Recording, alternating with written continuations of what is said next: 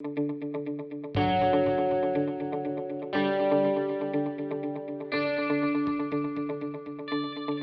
so we've got quite a bit to get through, so we'll make a start. For those of you who don't know me, I'm Kate Lee, and I had the privilege of being one of the first co-chairs of Our Shared World when it started in 2019. Our Shared World is a broad coalition that supports the realisation of one of the Sustainable Development Goals, Goal 4, Target 7, in England by 2030, and you'll hear a little bit more about the coalition during the main presentation. So I'm delighted to be chairing today's meeting to launch a major evidence report produced by Bourn and Jenny Hatley on behalf of the Our Shared World Coalition. The report has had input from many people and organisations, including academics and researchers, representatives from NGOs and international bodies, and by educational practitioners. So it's my great pleasure to introduce Doug Bourn and Jenny Hatley to you. Doug is Professor of Development Education and Director of the Development Education Research Centre at the Institute of Education, which is UCL's Faculty of Education and Society. He has produced numerous publications, some of which are listed at the back of the report, on themes of development education, global learning, global citizenship, and education for sustainable development. Doug is also chair of the advisory board for the Academic Network of Global Education and Learning, and from 1993 to 2006, he was director of the Development Education Association.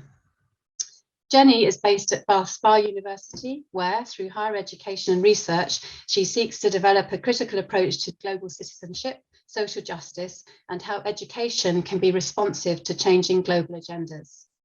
Jenny has a background in primary teaching and global education and worked with an international NGO on education programmes in disease prevention education and in trauma and conflict resolution overseas. So I'm going to hand over now to Doug and Jenny. Thank you very much.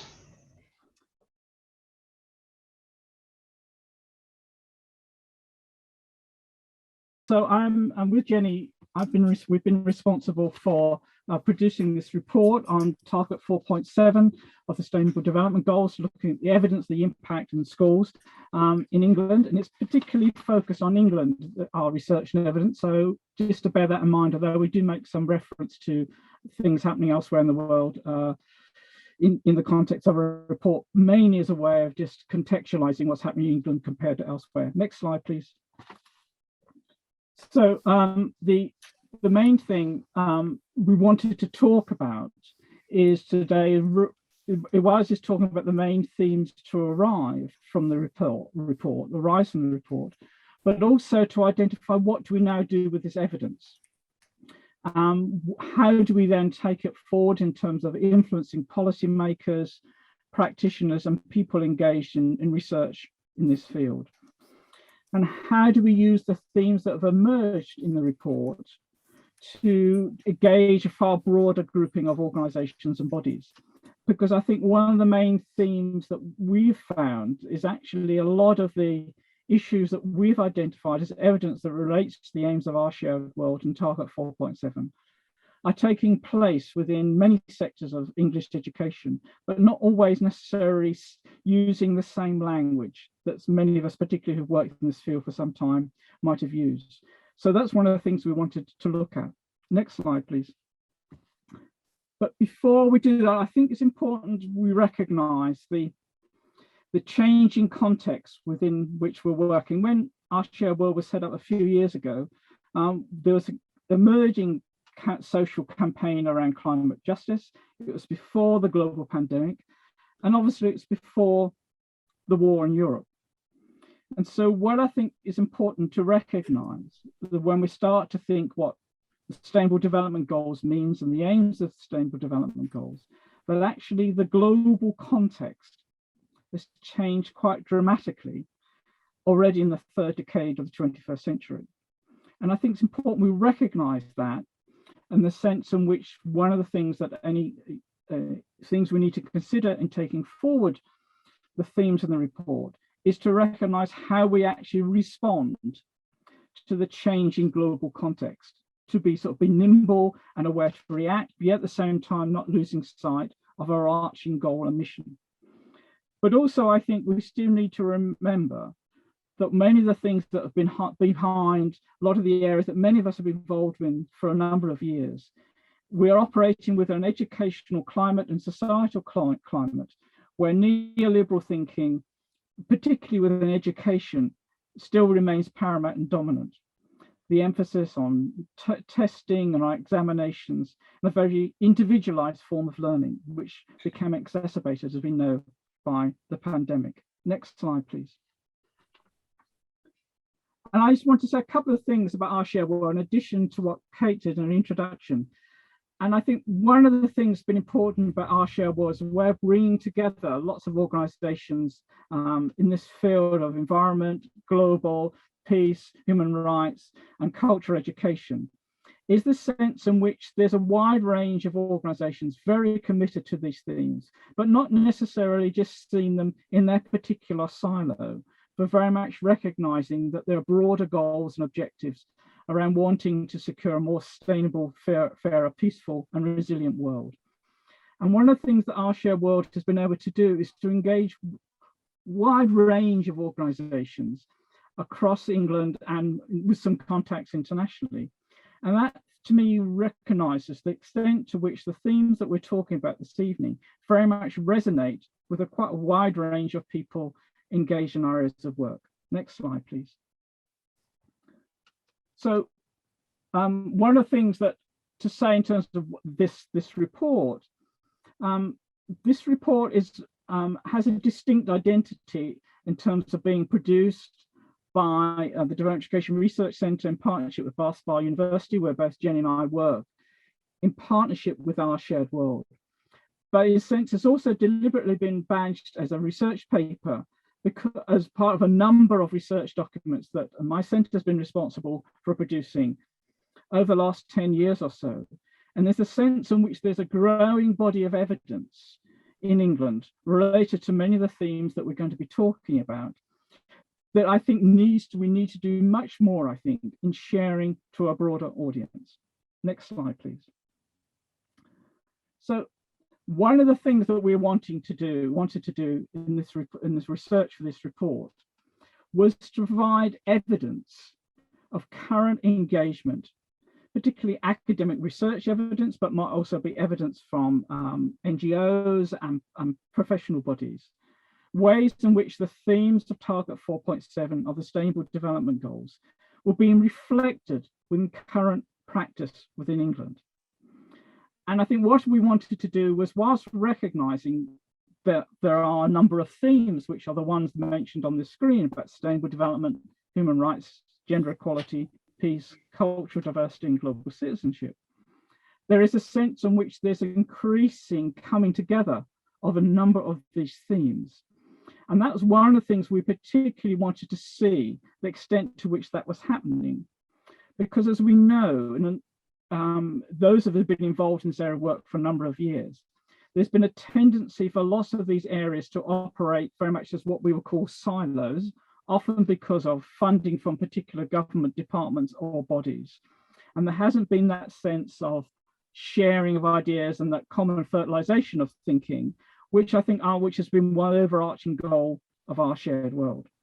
Next slide, please. And let's just remind ourselves what really Target 4.7 of the Sustainable Development Goals is. And that is by 2030, which is now not that long away, to ensure that these themes are part of a broader vision of learning to promote sustainable development. And I think what's important about the evidence that we identified was the sense in which there was evidence under these particular themes, be it human rights, gender equality, cultural peace, whatever, but also they were posing questions about contribution to the broader aims of learning. Next slide, please. And I think this is one of the main things we wanted to share and emphasize. That whilst at one level, the Sustainable Development Goals, and as exemplified in terms of Target 4.7, may not have had a high profile in the English education system. It might be difficult to suddenly find, so where is Target 4.7 directly mentioned? But what you can find is the number of themes underpinning what is Target 4.7, relevant from a whole range of research material, from a whole range of material. And one of the most evidence we'll say in a moment is around award programs. But at the same time, this was almost running contrary to what was the emphasis within the English education system, which was the emphasis on testing and examinations and subject-based approaches. Because what's behind education for sustainable development, as we know, is a sense of very interdisciplinary way of thinking and seeing the global and sustainable development issues. The third thing we wanted to raise and identify is the sense that whilst there was a lot of sympathy from teachers and educators more generally, there was evidence of a lack of confidence and training by teachers and how to bring in the themes of Target 4.7 into their teaching. A lot of civil society organisations do superb work in providing support to teachers through training, professional development support. But that is increasingly dependent upon bodies of funding, often external sources of funding, which, as we know, are becoming increasingly difficult.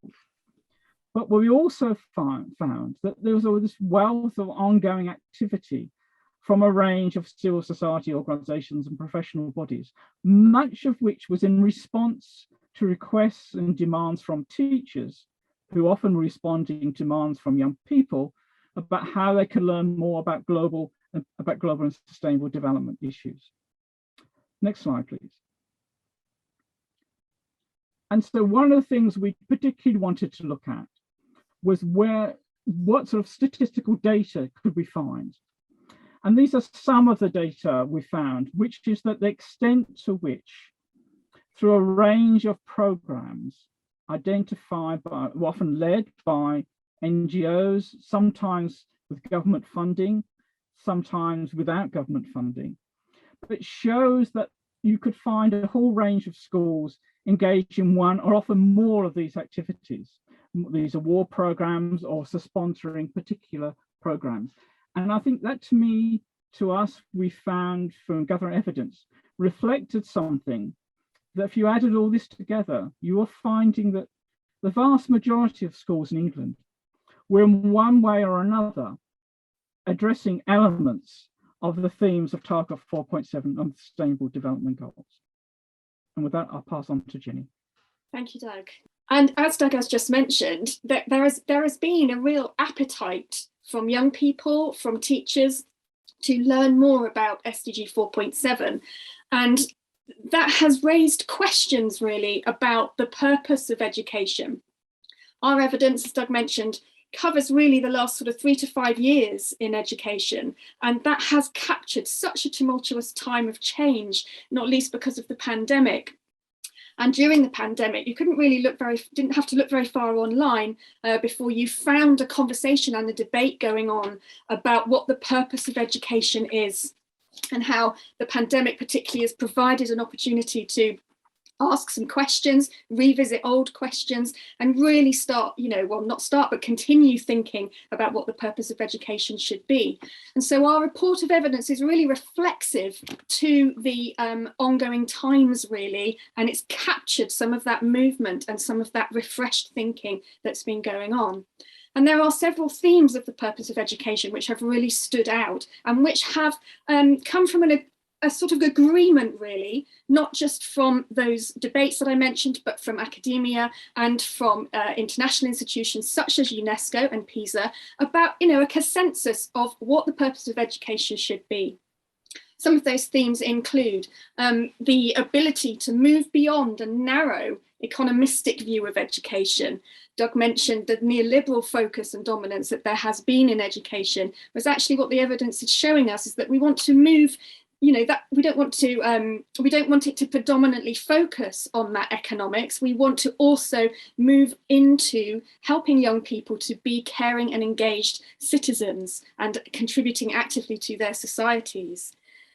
Some points also remain from the past, such as referring to education as a common good for a shared world and interconnected future. That sense that education should be there for everybody to partake in and to learn from and to contribute to, and that it should be co-constructed as well by society, by communities and the people who are going to partake in education. And we have that quote there as well from Gerver, who sort of hits the nail on the head a bit, really, in thinking about why that interconnection and that co-construction of education is an important thing. As educators, we cannot insulate ourselves from the world or pretend that we have no role to play in it. Similarly, we cannot endeavour to protect our students from it. We must do all that we can to prepare children for it, and to do that we need to find ways to understand it and then to use our expertise to create learning opportunities for them. So very much that sense of being reflexive, being connected, and recognising the reality of how the world is and helping to prepare children and young people for that, to play their active part as caring and engaged citizens.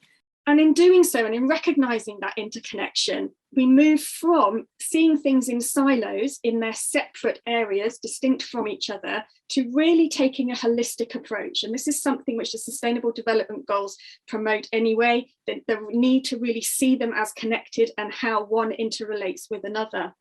I think a classic example of this might be climate change education, where there is a growing understanding of the need for climate change education to be quite holistic in its approach, to appear in school ethos, not just in curriculum content, but also to say that actually typically you tend to find climate change education in silos such as science and geography.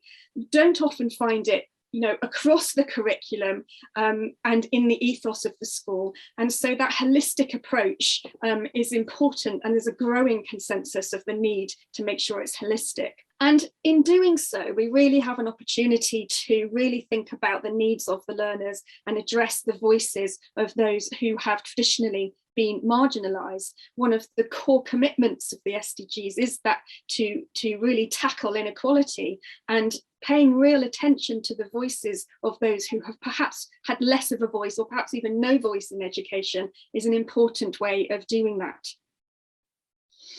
The opportunity there to foreground their perspectives as well, and to really make sure their voices are heard, especially when it comes to issues around the world of justice and inequality, which affect them, but which might be distant from us in our particular context. Some examples of schools that are doing this really well and have taken up the baton, as it were, and are forging a path through into this sort of unconnected sense and the way in which it is holistic. I've got two examples for you. One is Rathbone School in Lewisham in London, and this is from their mission statement on their website, building a curriculum around global learning principles to help pupils understand their rights and responsibilities as citizens. So we've got their role in a globally interdependent world. So that sense of interconnection and holism again comes through there.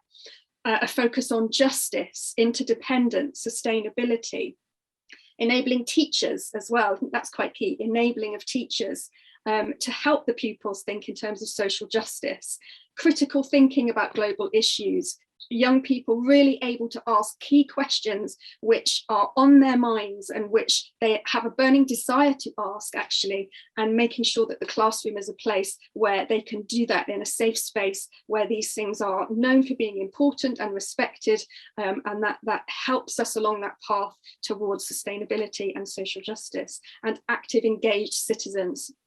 As the young people see their voices recognised and hear the voices of those perhaps who've been marginalised in the debate so far, so they gain a much wider understanding and can then become engaged at a deeper level as active citizens.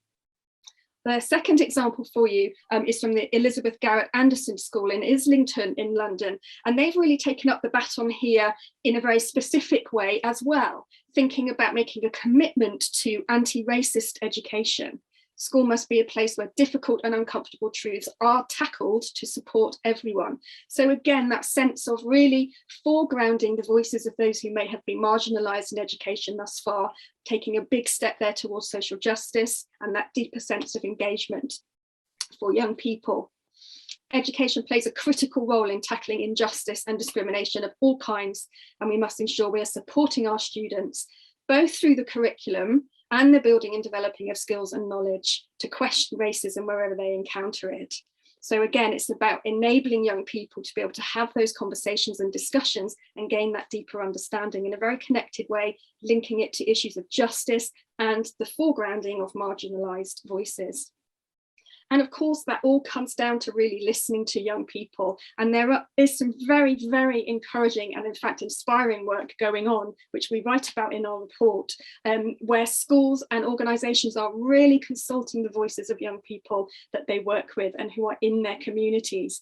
And one of the parts of the purpose of an education, according to the evidence, is that sense of co-construction. That education needs to be co-constructed with learners and citizens in order to be very relevant to their needs. And there we have the, this core principle of listening to young people to help achieve that. And young people were much more than observers. They were critical engagers in understanding the wider world. They've got questions. And as this quote says, not only questions, but actually the desire to want to go and do something about it. I almost got the sense from some of our evidence that actually they're almost sitting on the edge of their seats. We've seen them in the climate strikes. We've seen them, in Black Lives Matters. We've seen them in LGBT rights. And Pride Month is coming up. I was at a local Pride festival yesterday. A local school has been doing amazing work in this area to, again, foreground marginalised voices in that community as well in their school environment. Young people are saying, I just don't want to sit there, I want to actually do something about it. And this quote, Doug and I felt, really said a lot as well to sort of sum that up and give a flavour of where this sort of debate is going, and give us a sort of temperature check almost of just the kind of passion that young people have in this current day for these issues with SDG 4.7 support and enable. The Connecting Classrooms project through Global Learning, it has done a draft impact report from their project. And this is a quote from one of the teachers. Over the last 10 years, students' interest and engagement with social justice issues in particular has skyrocketed. Not just increased, but skyrocketed. In terms of their engagement in social justice issues, we've seen a generation of students who are far more engaged in particularly climate justice, I would say, but also engaged in social justice. And I love that word engaged as well, because it reflects not just the asking of questions or the passive receiving of information, but actually that sense again of being on the edge of their seats, wanting to do something about it and act.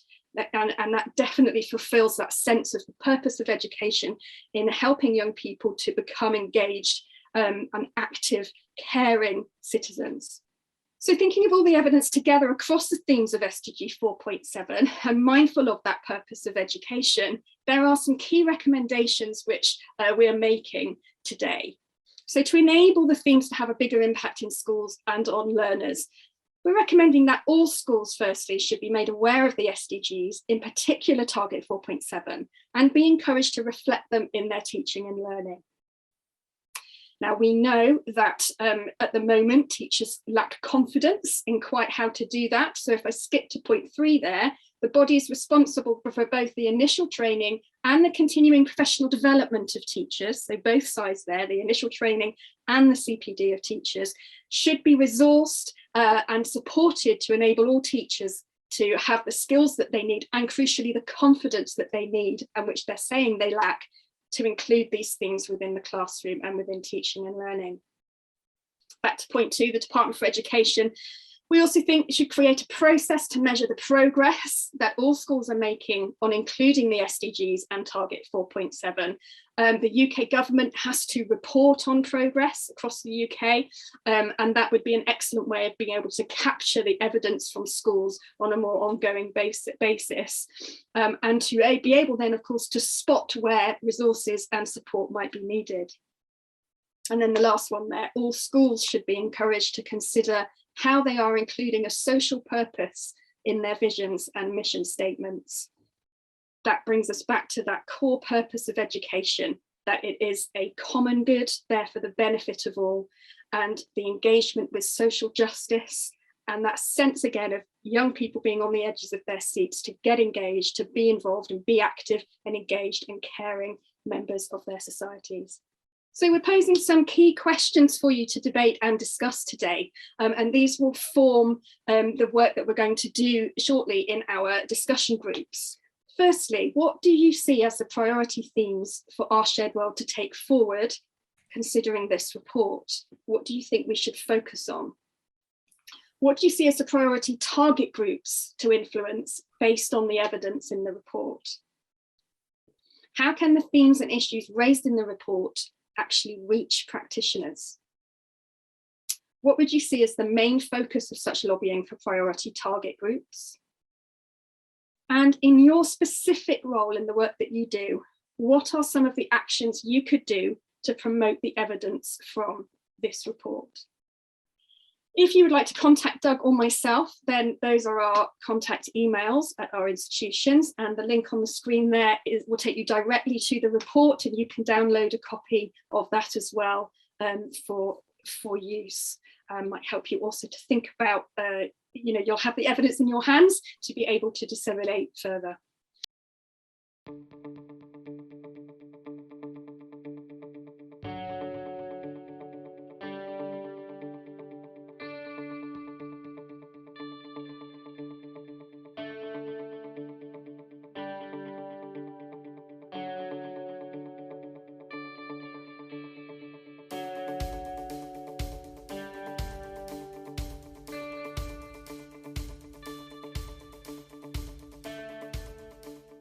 Okay, so I'm just going to do the very final kind of wrap up. Firstly, just to thank again profusely Doug and Jenny for bringing together that report. It really did have the input of a large number of people and organisations, and that was quite a feat in itself to do that and weave it all together. So thank you for that. It's a fantastic report, which I think we'll all go away and look at again. And please do take action in the ways that you've been thinking of. That would be fantastic to get it out there as well. Just a reminder that this is where you can download the report again, and then finally the Our Shared World website, if you would like to find out more information about the coalition itself.